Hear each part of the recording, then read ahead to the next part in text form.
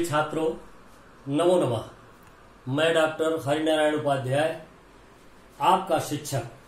विद्यार्थी ऑनलाइन पढ़ेंगे और बढ़ेंगे शैक्षिक चैनल पर हार्दिक स्वागत करता हूं। जैसा कि आप सबको ज्ञात है कि हम पिछली कक्षा में माहेश्वर सूत्र का अध्ययन कर चुके हैं, लेकिन माहेश्वर सूत्र बहुत आसान सूत्र नहीं है। वह क्लिष्ट सूत्रों के अंतर्गत आता है। उसे हम कैसे सरल तरीके से अच्छे ढंग से समझाने के लिए आपको उपयोगी बना सकते हैं, ये बहुत ही आवश्यक है। इसलिए मैंने उसकी क्लिष्टता को दूर करने के लिए सरल से सरल ढंग से समझाने का प्रयास करने के लिए आज दूसरी कक्षा में आप लोगों को माहेश्वर सूत्र पढ़ाने का निर्णय लिया। सबसे पहले तो आपको यह ज्ञात होना चाहिए कि माहेश्वर सूत्र, अगर माहेश्वर शब्द को हम अलग करते हैं, विच्छेद कर देते हैं, तो महाधन ईश्वर हो जाता है। और महा ईश्वर है कौन? महादेव है कौन? सब तो देव है, लेकिन वो देवाधिदेव महादेव भगवान शंकर है। भगवान शंकर के पास वैसे तो देने के लिए कुछ नहीं है, लेकिन दान देने के लिए वो बहुत ही मशहूर है, बहुत ही प्रसिद्ध है। जैसे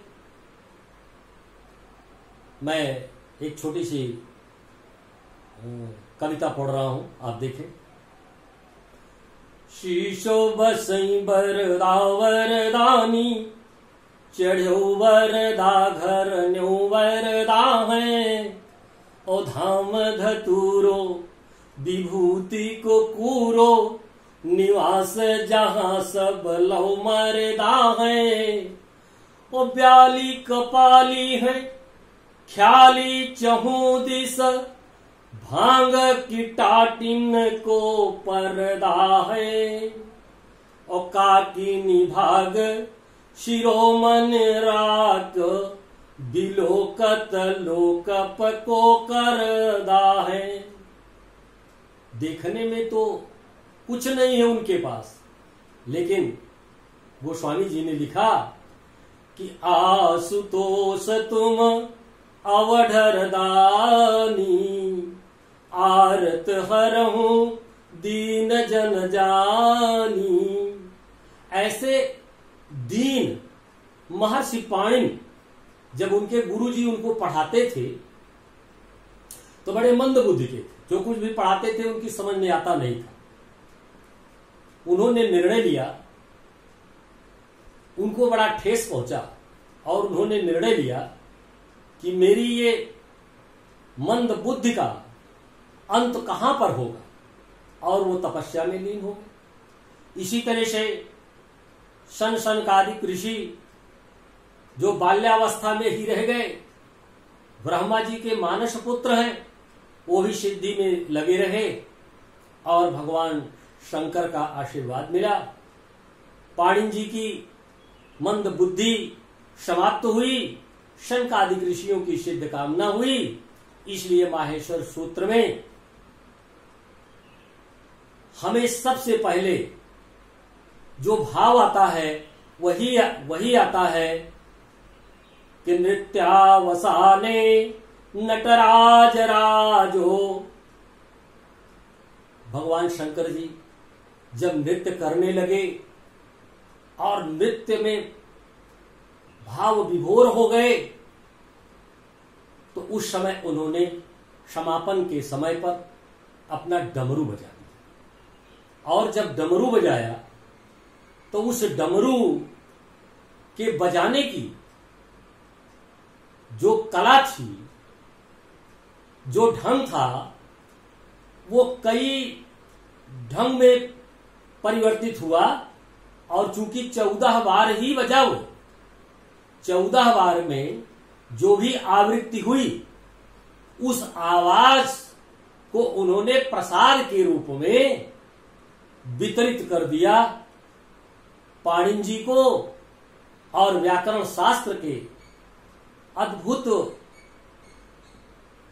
विद्वान, अगर व्याकरण शास्त्र का नाम लिया जाए विश्व में तो महर्षि पाणिनि का नाम सबसे पहले आता है। जिस तरह से साहित्य में कालिदास का नाम आता है, पुरा कवि नाम गणना प्रसंगे कनिष्ठिकाधिष्ठित कालिदास, उसी तरह से व्याकरण शास्त्र में हमारे महर्षि पाणिनि जी का नाम सर्वप्रथम आता है। उन्होंने किया क्या? अब कोई कह सकता है कि शंकर जी ने डमरू जब बजाया तो भाई कैसे डमरू बजा दिए? कभी देर तक बजाए, कभी बहुत देर तक बजाए, कभी थोड़ी देर तक बजाए, और कभी बिल्कुल धीमा कर दिया उन्होंने। तो शंकर जी का ये विचार है, बजाने का विचार है, इसको कौन रोक सकता है? अरे साधारण मनुष्य जब साधारण चाल चलता है तो उसके विचार कुछ और होते हैं, और कभी यूं यूं करके चलने लगता है तो उसके विचार बदल जाते हैं। जब मानव इस प्रकार से अपने विचारों को बदलता है तो हमारे महाधिदेव भगवान शंकर ने जो प्रसाद दिया और जो प्रसाद हमको मिला, उसको महर्षि पाणिनि ने उस आवाज पर चिंतन करके सूत्र के रूप में परिवर्तित कर लिया, प्रसाद के रूप में परिवर्तित कर लिया। तो आज हम लोग पूर्व कक्षा में चूंकि बहुत सरल नहीं हो पाया था, क्लिष्टता धीरे धीरे जाती है, जैसा कि आप जानते ही है, करत करत अभ्यास ते जड़मत होत सुजान, रसरी यावत जात ते शिल पर परत निशा। प्रारंभ में कोई काम थोड़ा क्लिष्ट दिखाई देता है, लेकिन प्रारभ्यतेन विघ्न भयेन, प्रारंभ में विघ्न के भय से जो डर जाते हैं वो निम्न श्रेणी के लोग कहलाते हैं, और जो डरते नहीं हैं, डट करके मुकाबला करते हैं, वो मध्यम कहलाते हैं। और जो बार बार परेशानियां आती रहें और उन परेशानियों का संघर्ष करते करते अपने साध्य तक पहुंच जाएं, ये उत्तम श्रेणी के लोग कहे जाते हैं, और वो अपने कार्य को छोड़ते नहीं है। आइए हम इसके पूर्व की कक्षा में आपने 14 सूत्रों को पढ़ा होगा, तो मैंने आई ऊड़ ये जो लिखा हुआ आपको दिखाई दे रहा है, ये सब एक सूत्र में रहा होगा। आई ऊड़ रील रिक ए ओंग आई औच हयवरट लड़ यमंगणनम झभय घढ धश जब घट दश खफ छठ त चट तव कापय शास र हल। इस तरह से 14 सूत्रों को हमने आपको सूत्र में लिख करके पढ़ाया था, लेकिन आज उनका, जैसे आप कोई शब्द मिला हुआ हो तो कहा जाता है इस शब्द का विच्छेद कर दिए, और वो संधि कहलाता है। अब जब समास में कोई समस्त पद होता है तो समस्त पद को यदि हम अलग कर देते हैं तो वो विग्रह हो जाता है। तो 2 शब्द हैं, एक है संग्रह और एक है विग्रह। सूत्र जो है वो तो बड़े छोटे फार्म में होता है, लेकिन उसको लिखने के लिए हमें उसका विग्रह करना पड़ता है। संग्रह से विग्रह की ओर चलते हैं। आइए हमने एक एक वर्ण को लिखने का प्रयास किया है अलग अलग, और इन 14 सूत्रों के अंत में आप देखें, जो अंत के वर्ण है उनमें सब में हलंत लगा हुआ है। यह हलंत क्यों लगा? हलंत इसलिए लगा कि ये वर्ण, जैसे यहां पर रा है, का है, अंगा है, चा है, टा है, अड़ा है, मा है, इया है, शा है, और यहां पर शा है, यहां पर देखें वा है, यहां पर रा है, यहां पर ला। जिन वर्णों के नीचे हलंत लगा हुआ है उनको आप इति संज्ञक वर्ण समझे। इति संज्ञक वर्ण किसे कहते हैं, क्यों, इनका क्या प्रयोग है? तो मैं आपको स्पष्ट करना चाहता हूं कि इति संज्ञक वर्ण सूत्र के बनाने के अर्थ में प्रयुक्त होते हैं। अगर हम आई ई ऊ कह देते तो मेरा काम यहां हल होने वाला नहीं था। जब तक अड़ा न कहते, जब तक का न कहते, इस तरह से प्रत्याहार बनाने के लिए इति संज्ञक वर्णों का प्रयोग होता है और अंतिम वर्ण जो होते हैं उन्हें इति संज्ञक वर्ण कहते हैं। यहां पर इति संज्ञक वर्ण रा है, का है, मैं सब बता चुका हूं आपको। एक बार फिर से आप सरसरी निगाह एक बार फिर से अवलोकन कर लें, देख लें। इति संज्ञक वर्ण की परिभाषा है कि एषाम अन्त्याः इतः, एषाम अन्त्याः इतः इति संज्ञक वर्ण। इति संज्ञक वर्ण कौन कौन से होते हैं? जो प्रत्याहार बनाने के काम आते हैं, जिस तरह से यहां पर बना। आइए अब हम एक एक, यहां पर लिखा है आ, यहां पर लिखा है ई, यहां पर लिखा उ, यहां पर लिखा री, यहां पर लिखा री, यहां पर लिखा हुआ है रा, और यहां पर लिखा हुआ है का। इति संज्ञक वर्णों की गणना इनके साथ में नहीं की जाती है।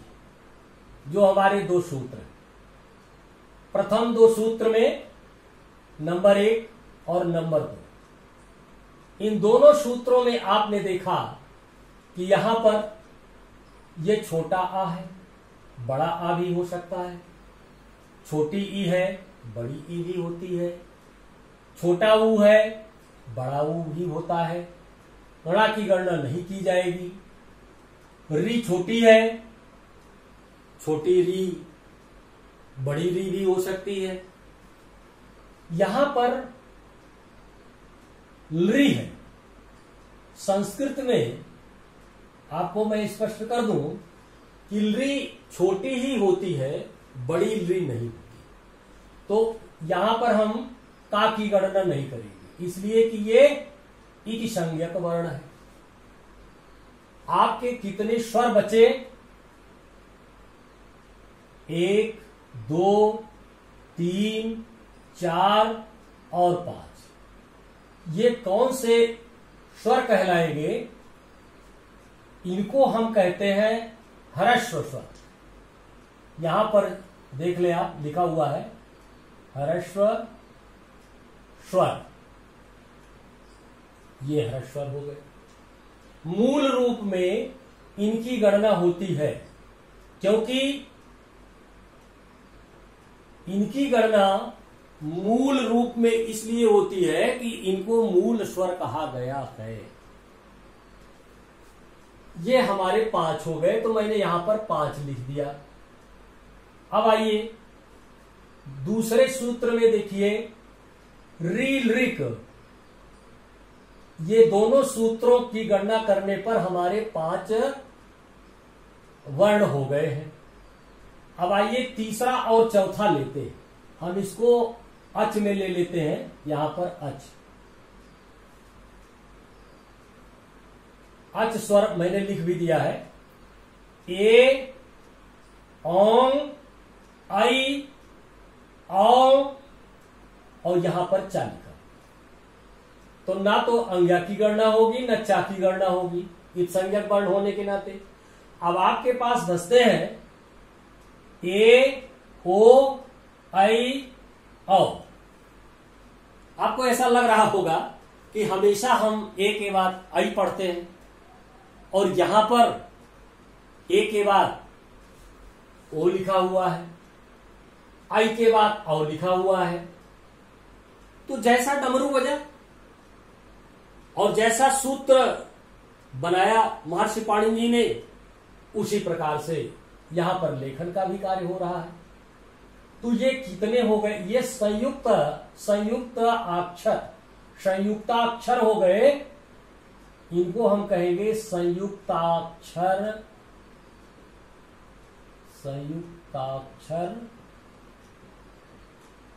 स्वर। ये भी स्वर ही, संयुक्ताक्षर स्वर। इनकी संख्या कितनी हो गई? 1, 2, 3, 4। तो यहां पर हो गया 4। अब हमारे जो स्वर बने टोटल, उनकी संख्या हो गई 9। कितनी संख्या हो गई? 9। तो सूत्र 1 से लेकर के 4 तक के सूत्र में हम अच स्वर के माध्यम से 9 सूत्रों, ये 9 जो हमारा लिखा हुआ है, 9 वर्णों को हम पाते हैं। ये 9 वर्ण हो गए। अब आइए हम 5वें सूत्र की तरफ बढ़ते हैं। 5वां सूत्र क्या है हमारा?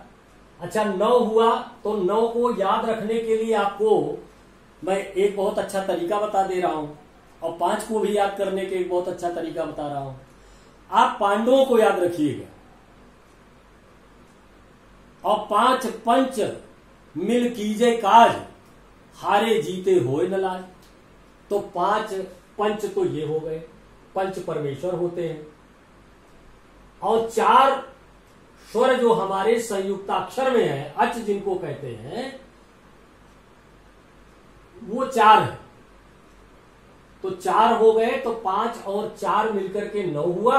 और 9 जब हो गया तो इनके लिए भी मैं सूत्र बता दे रहा हूं।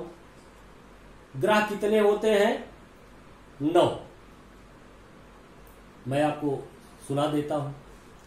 ब्रह्मा मुरारी त्रिपुरांतकारी, भानु शशि भूमि सुतो बुधश्च, गुरुश्च शुक्रा शनि राहु केतवा, सर्वे ग्रहा शांतिकरा भवन्तु। सारे ग्रह हमारी रक्षा करें, इस तरह का हम स्मरण करते हैं। तो 5 पांडवों को याद रखेंगे और 9 ग्रहों को याद रखेंगे, तो निश्चित रूप से ये 5 और 4 का मिलन जो 9 हो रहा है, ये आपके दिमाग में बिल्कुल स्पष्ट रूप से बैठा रहेगा, कभी आप भूल ही नहीं सकते। आइए अब हम हल की बात करते हैं। पहले यहां देख लें, ये हा लिखा हुआ है, इसको हम छोड़ देते हैं। व्यंजन में जब हम आते हैं स्वर के बाद, तो या, वा, रा, ट और ला, इसको अणा भी छोड़ देते हैं, क्योंकि ये देखिए यहां एक बार आया है और हा एक बार यहां भी आया है, तो 2 वर्ण आया है, इसलिए हम एक ही गणना करेंगे एक बार। तो हा को हम छोड़ देते हैं, तो या, वा, रा, ट, ला इतना होगा। टा को छोड़ देंगे और अणा को छोड़ देंगे, तो हमारे पास बचे कितने वर्ण? या, वा, रा, ला। अब ये कैसे व्यंजन है? इनको हम कहते हैं ये अंतस्थ व्यंजन है, अंतस्थ व्यंजन। क्योंकि संस्कृत में, संस्कृत चूंकि वैज्ञानिक भाषा है, और विज्ञान की परिभाषा है कि विज्ञान वह विशिष्ट ज्ञान है जिसके द्वारा किसी वस्तु के क्रमबद्ध और सुव्यवस्थित एवं सुसंगठित ज्ञान का बोध करते हैं। फिर से सुन लीजिए, विज्ञान वह ज्ञान है जिसके द्वारा किसी वस्तु का सुसंगठित ज्ञान का बोध होता है। तो चूंकि हमारा व्याकरण भी विज्ञान ही है, वैज्ञानिक रूपरेखा है, वैज्ञानिक सूत्र है, विशिष्ट ज्ञान इनका है, इसलिए हम इनको भी उसी क्रम में जहां जहां जैसे उच्चारण होता है, अंतस्थ, अंतस्थ का मतलब अंतः, यहां अंतःकरण से हमारा उच्चारण होता है, जैसे या, व, र, ल, अब कैसे उच्चारण हो रहा है, तो इसलिए इसका नाम दिया गया अंतस्थ व्यंजन। अंतस्थ व्यंजन कितने हो गए? 1, 2, 3 और 4। मैंने यहां 4 लिखे, ये अंतस्थ व्यंजन हो गए। आइए 5 और 6 दोनों सूत्र जो हमारे बने थे वो अंतस्थ व्यंजन के अंतर्गत आ गए। अब हम आते हैं 7वें सूत्र की तरफ। 7वें सूत्र का मैंने एक एक वर्ण यहां पर अलग अलग लिख दिया है, सरलीकरण किया है। यम, यम गणनम, या है, मां है, अंग्या है, अड़ा है, ना है और मा, इसको हम छोड़ देंगे क्योंकि इत संज्ञक वर्ण है। तो कितने वर्ण हो गए हमारे? 1, 2, 3, 4 और 5, ये 5 हो गए। फिर से देख लीजिए, 1, 2, 3, 4 और 5, मां को नहीं गिनेंगे तो इनका नाम लिख दिया गया पंचमाक्षर। पंचमाक्षर क्यों है? कि 5 ही अक्षर हैं, इसलिए इनको भी पांडव के नाम से ही जानिएगा। अब यहां पर आपको मैंने 7वें